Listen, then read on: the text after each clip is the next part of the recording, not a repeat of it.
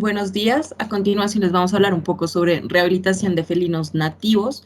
Para esta investigación, nuestro objetivo era principalmente analizar los parámetros propuestos que se necesitan para realizar una correcta rehabilitación y liberación de felinos nativos aquí en Colombia, incluyendo obviamente las limitaciones y obstáculos de este proceso. La primera etapa de la rehabilitación es la cuarentena, en donde apenas el animal entra al centro de rehabilitación debe ser aislado para evitar el contagio y la propagación de enfermedades dentro del centro. Y pues la duración de esta cuarentena depende del cuadro clínico que presente el animal, la especie, el tiempo que tarden los análisis y la capacidad de recuperación del animal. La segunda etapa es la recuperación física, psíquica y conductual de los animales, que se debe hacer de manera individual, sin importar si este animal pertenece a un grupo gregario. Eh, Después empieza el reemplazo de la dieta, en donde se cambia de manera lenta la dieta que se tenía en cautiverio con la dieta que debería tener el animal de manera natural. Finalmente se hace la ubicación en un recinto apropiado con las necesidades del ejemplar hasta que éste esté completamente en condiciones y cuando se haya seleccionado ya un área de liberación para este. Hablando de las áreas de liberaciones, hay tres destinos que un animal rehabilitado, a donde un animal rehabilitado puede llegar. El primero es la liberación en naturaleza, que puede ser por introducción, reintroducción, reconstitución, relocalización, liberación, repatriación y repoblación.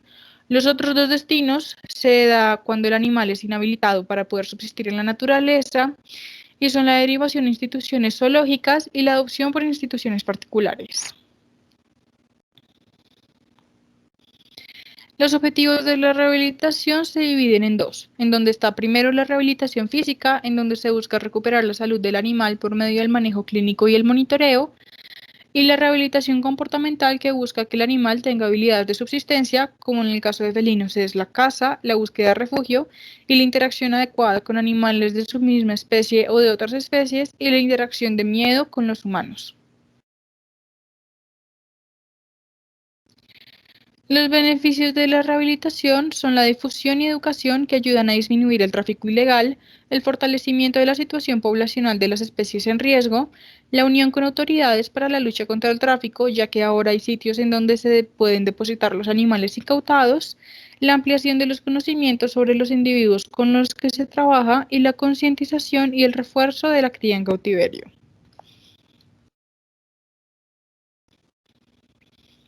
En Colombia, los primeros trabajos de rehabilitación se dieron por medio de la Sociedad Mundial para la Protección de los Animales, que estuvo aquí en Colombia hasta 1988.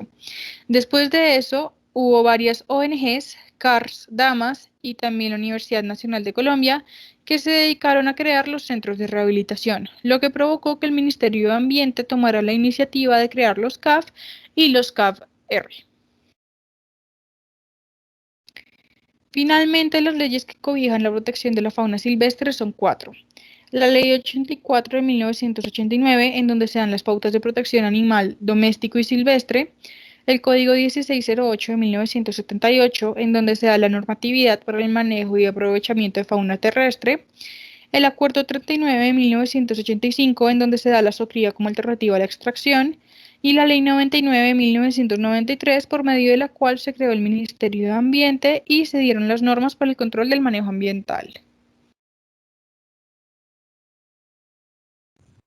Ya para continuar voy a hablar un poco acerca de los felinos endémicos que hay en Colombia, empezando por la pantera onca. Eh, este normalmente es el que menos adapta a los ambientes modificados y normalmente se encuentra donde hay ríos y zonas pantanosas. El siguiente es el puma con color. Estos se encuentran en zonas tropicales y pueden llegar hasta lugares donde haya extrema humedad. Suelen ser territoriales y solitarios. El siguiente es el puma jaguarandi. Este es el que más fácil se logra adaptar a ambientes transformados. Normalmente se desplazan solos o en pareja y suelen ser poco territoriales a comparación de los demás. Siguiente es el Leopardus pardalis. Este es el que más se encuentra en Colombia. Se adapta a diferentes tipos de ambientes, tanto modificados como naturales. y se encuentran en bosques húmedos, nublados y secos. Estos pueden ser solitarios y nocturnos. El siguiente es el Leopardus wadii. Normalmente se encuentra en alturas inferiores a 1200 metros sobre el mar. Estos suelen ser solitarios y nocturnos. Normalmente realizan sus actividades entre la 1 y las 5 de la mañana. Y pues se llegó a creer que estos animales pueden llegar a vivir 20 años en cautiverio. Ya el siguiente es el Leopardus tigrinus. Esta especie se encuentra catalogada como vulnerable en vía de extinción a nivel nacional tanto como internacional. Se encuentran en páramos y bosques de niebla, aunque se registran algunos en la Amazonía. Y ya por último encontramos el Herpailurus jaguardi. Bueno, les vamos a mencionar ahora a continuación algunos casos de incautación y rehabilitación que se han reportado en Colombia. El primero es durante el periodo de 1995 al 2008, donde se reportaron el ingreso de 13 animales a la Unidad de Rescate y Rehabilitación de Animales Silvestres URRAS, de los cuales el 60% fueron entregados de forma voluntaria por sus tenedores. Ya el 23% de estos animales fueron por decomiso. De estos 13, 8 ejemplares eran leopardos pardalis. En cuestiones de salud se evidenciaba que varios presentaban parásitos de tipo coccidiosis y pulicosis. Uno de cada 3 también fue necesario realizarle la eutanasia. Los animales que sobrevivieron fueron reubicados en distintos centros de rehabilitación a los alrededores de Bogotá. Por los lados del norte de Santander, durante el periodo del 2012 al 2015, se reportaron 5 ejemplares felinos silvestres en áreas urbanas de este departamento. Aquí fueron llevados a la Corporación Autónoma Regional del Nororiente, que es un hogar de paso, donde de los animales registrados, 2 eran puma con color, normalmente se veían divagando por las calles de la ciudad de Cúcuta. Algunos fueron encontrados sobre árboles, otros eran en las calles y entraban como a tiendas de mercado de la zona. Normalmente hay mayor presencia de estos animales en los meses de abril y octubre, y esto es considerado por los cambios climáticos que surgen en estas temporadas. En el caso de Bichada se registró la incautación de una pantera onca de 6 meses de edad aproximadamente, que se encontraba por tenencia ilegal de un habitante del municipio. Este fue rescatada por las entidades correspondientes, que son en este caso la CAR, la Policía Nacional y la Armada Nacional. Ellos la llevaron a la reserva Bojonaví, donde se les realizaron los respectivos exámenes de salud y de comportamiento para así tomar la mejor decisión sobre su disposición final. Ya por último tenemos Caldas. En esta zona se ha registrado una distribución amplia de las 6 especies, de las cuales se registran que el 50% de los individuos llegan a encontrarse vivos o muertos por prácticas de cacería. Especialmente las más afectadas son la Trigrinus y la Pardalis. Estas, pues ya que en esta zona hay un alto índice de caza, como ya lo mencioné anteriormente, donde principalmente es por el daño que se le genera hacia los animales domésticos por estas especies. A continuación, bueno, les vamos a mencionar algunos casos internacionales para hablarles un poco sobre los protocolos de rehabilitación y reintroducción que tienen sobre los felinos de cada zona. En primer lugar, tenemos la Pantera pardus orientalis. Esta es una especie crítica para la extinción desde el año 96. Normalmente está ubicada en zonas de China, Corea del Norte y algunas zonas específicas de Rusia. Su reintroducción es con el objetivo, obviamente, de aumentar su población, y ya que su pérdida pues puede traer grandes consecuencias a nivel del ecosistema. Los niveles están tan disminuidos de la presencia de este animal que hacer que se haya una población de ellos por sí solo no es satisfactorio, así que es necesaria la intervención del ser humano. Y aquí tiene un papel primordial los zoológicos, ya que por acá se van a tener parejas reproductivas que van a generar camadas de máximo 2 crías, y así se van a empezar a tener crías en cautiverio que luego van paulatinamente a hacer una reproducción ex situ. Para continuar tenemos el Lynx canadiensis. el cual se encuentra ubicado en el norte de América. Actualmente se encuentra amenazada en los Estados Unidos, en la zona del Colorado, pues como hay mayor presencia del lince, se ha observado más afectada por capturas no reguladas. Por la disminución paulatina de esta especie, se tomó como último recurso la reintroducción para el restablecimiento de especie. Se registra durante el periodo de 1999 a 2006 la liberación de 218 linces en áreas de Alaska y Canadá. Por esto, para el control se utilizó transmisores satelitales para conocer la ubicación de los integrantes. Sin embargo, la obtención de información no era efectiva. La presencia de liebres, densidad vial, tamaños del área, distribución de los habitantes de la zona, antecedentes de la presencia de linces, entre otros, fueron uno de los factores que se tuvo que mirar para la reintroducción. Por lo cual, para este caso se seleccionó la montaña San Juan del suroeste de Colorado, donde se siguió un proceso de protocolo por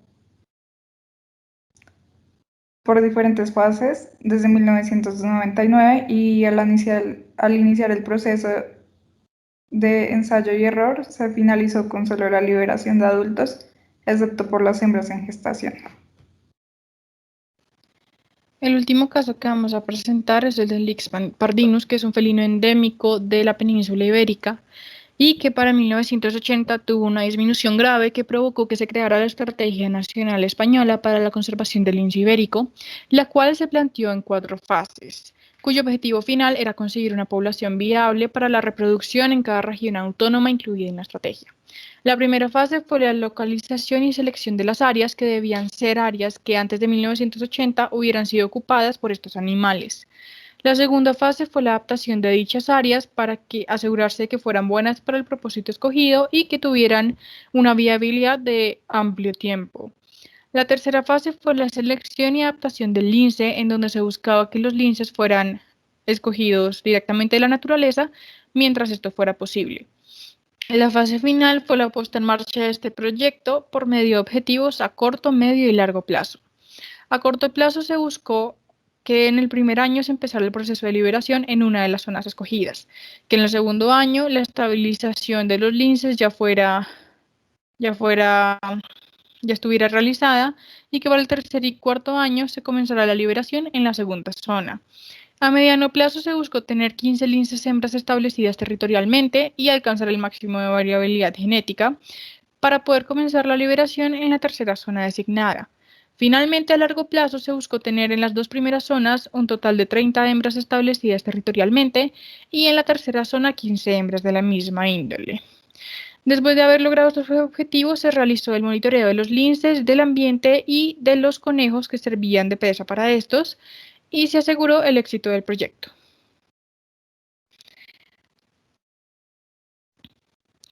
Ahora vamos a empezar con la reintroducción de los felinos.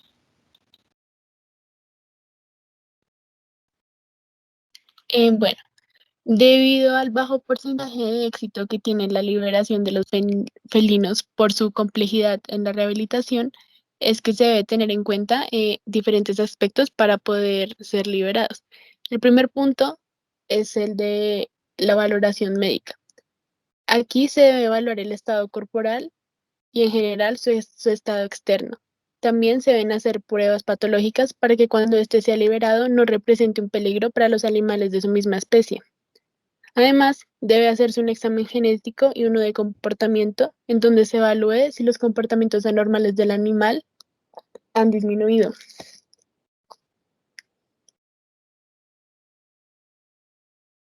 La siguiente. Y bueno, el seguimiento post-liberación. Entonces, el más utilizado es por medio de la telemetría, el cual se hace por medio de un radiocollar, el cual permite el seguimiento remoto de los animales en un área extensa. Sin embargo, este posee algunas desventajas, como que el animal se enrede en un lugar, generando asfixia y la muerte de este. También lo ideal es que se haga un seguimiento durante un año en periodos semestrales, así como su recapturación para su evaluación médica en caso de especies amenazadas. Por todo esto, el éxito de la liberación de un felino es baja, una tasa aproximada del 10%. A esto se le suma la imposibilidad de algunas organizaciones de hacer un seguimiento correcto post-liberación debido al gran costo de este. También hay que agregar que no todos los lineamientos son adecuados, como la resolución 2064 del 21 de octubre del 2012, en donde dictamina que los ejemplares provenientes de los CARP son los únicos que pueden ser liberados, pero estos centros son pocos, lo que evita la reintroducción de los felinos al hábitat. La siguiente.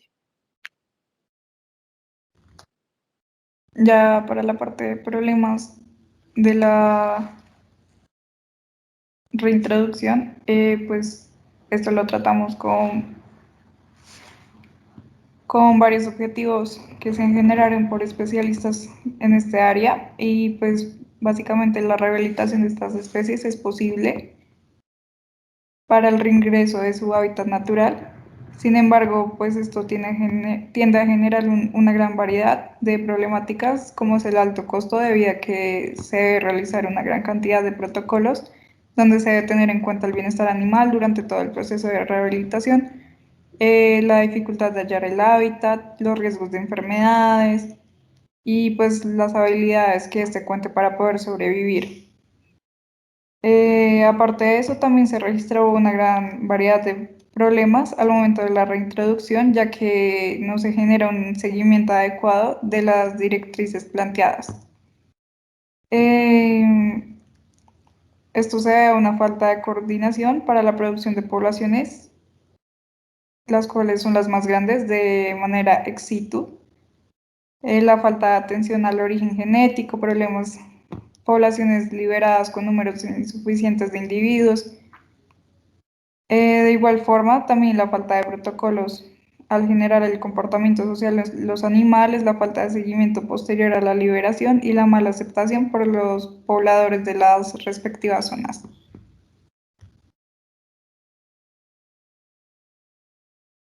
Bueno, entonces como conclusiones, primero se deben considerar los factores necesarios para la rehabilitación e introducción de estas especies. Y es por esto que los casos reportados de introducción a su hábitat han tenido resultados desfavorables, especialmente en Colombia. La segunda es que es necesario generar un protocolo más específico para estas especies si se desea generar su liberación en un futuro. Por otro lado, la educación de los pobladores, especialmente en las zonas donde normalmente conviven con estos animales, es fundamental para evitar la necesidad de tener que introducir nuevos animales, ya que con esta metodología la supresión de estas especies serán menores.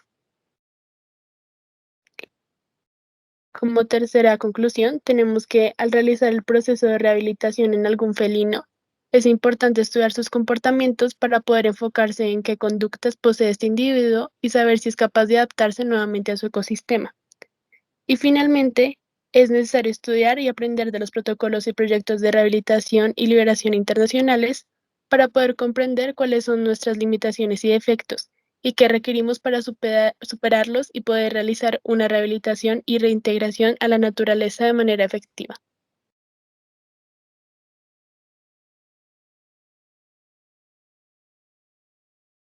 Gracias.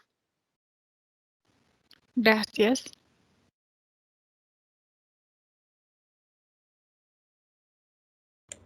Ya estas son nuestras bibliografías y para más información al detalle ya sería en la página web, donde van a Y encontrar en ahí nuestro también las entrevistas que hicimos al respecto a personas profesionales del tema. Muchas gracias.